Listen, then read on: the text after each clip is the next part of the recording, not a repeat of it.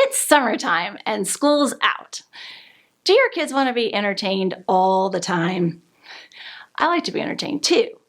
But as busy parents with lots to do, we can't always play with our kids 24/7.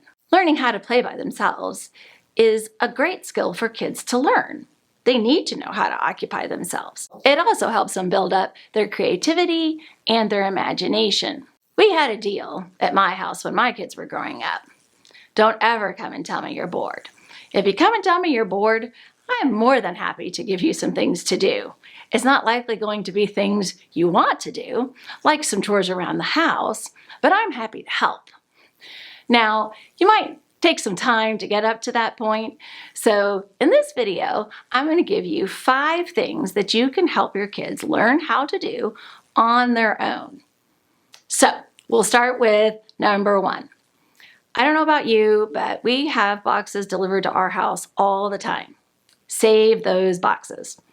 Boxes are a great thing for kids to play with. They might need some tape, some crayons, some markers, and they can build anything they want. They could build a house. They can make a little business. They could make their box into a car. They could build a tower. They really can, if they put their mind to it and use that imagination and creativity, do something really fun for a long time. Now, don't give them scissors and don't obviously let them have a box cutter. They might need you to help them to maybe cut out a door or a window. So you can help them with that part, but leave the rest to them. Number 2 goes right along the same lines as number 1, but it's building a fort. I don't know if you did this when you were a kid. I love to build forts in my house. So my idea would be to give the kids as many blankets and pillows as you're willing to let them have, maybe create some boundaries for the start, and then let them go to town. They're going to have to learn. They're going to have to fail. Their ceiling is always going to cave in at some point. The wall is going to fall down. The pillow is going to tip over. So they're going to learn how to really get this fort that they love. Kids love to be in their own private space. So allow them to do that. Keep them occupied, and sometimes they even like to spend the night in there. So just ignore the mess, don't worry about it, let them play. Before we go on to number 3, make sure to subscribe and ring the bell so you'll get notifications when we have more videos that come out. All right, number 3, cooking. Cooking is a wonderful lifelong skill for kids to have. And you might be thinking, well, I can't let them cook by themselves. But there are things they can do by themselves.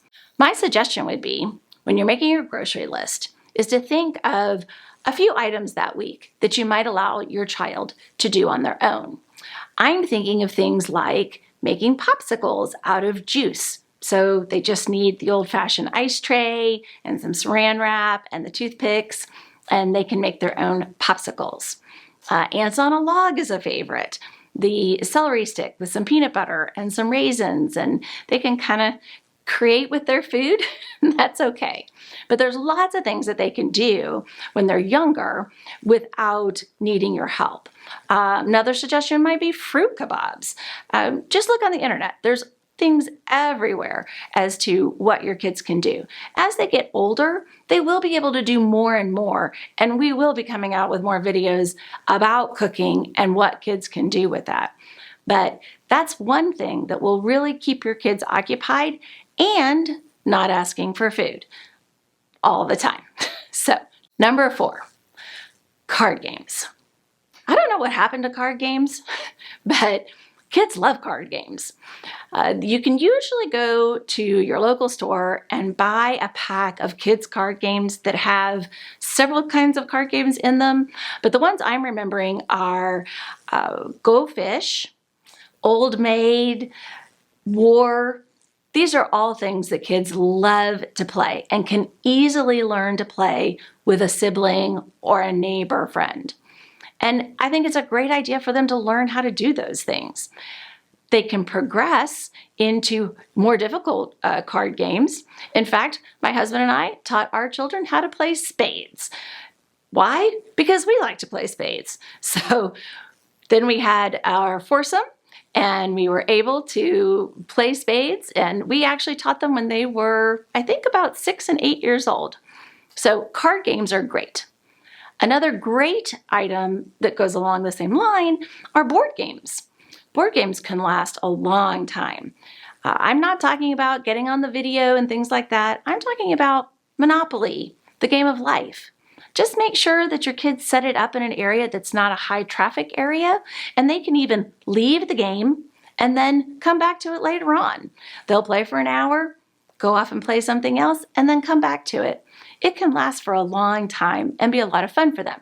Now, there's one rule that goes with the games, and that is you must always, no exceptions, shake your opponent's hand at the end and tell them good game, whether you won the game or you lost the game. This is absolutely critical to not having your children come to you fighting because of who won or who lost or who cheated. We've all heard these things before.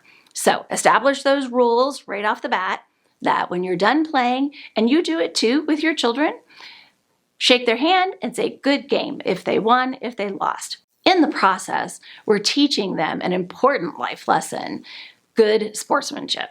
Okay, number 5, read. Reading is great anytime, of course. But again, during those long, hot summer days, going to the library and taking out a library card is a great activity for young children. They have picture books for the little ones. They have early readers for those children who are just learning how to read. And of course, they have chapter books. And the chapter books that are in a series, even better. Because once they read the first book, they're going to want to read the second book. So take a little bit of time and go to the library each week, check out some books. Have your child place those books in the same place at the house so that you don't lose them. We want them to learn responsibility as well. When the week's up, they're going to need to have all of those books and return them, and then they'll be able to check out some more. You can also, of course, go to Half Price Books or order things on Amazon, but I just think there's something special about going to the library and having that library card and getting those books and then returning them. So I would highly recommend it. So these 5 things are just the beginning. I'd love to hear your ideas and what you're doing with your kids in the summer to help them learn how to occupy themselves, build on their creativity and their imagination. I hope everyone's having a great summer. We'll see you next time. Thanks.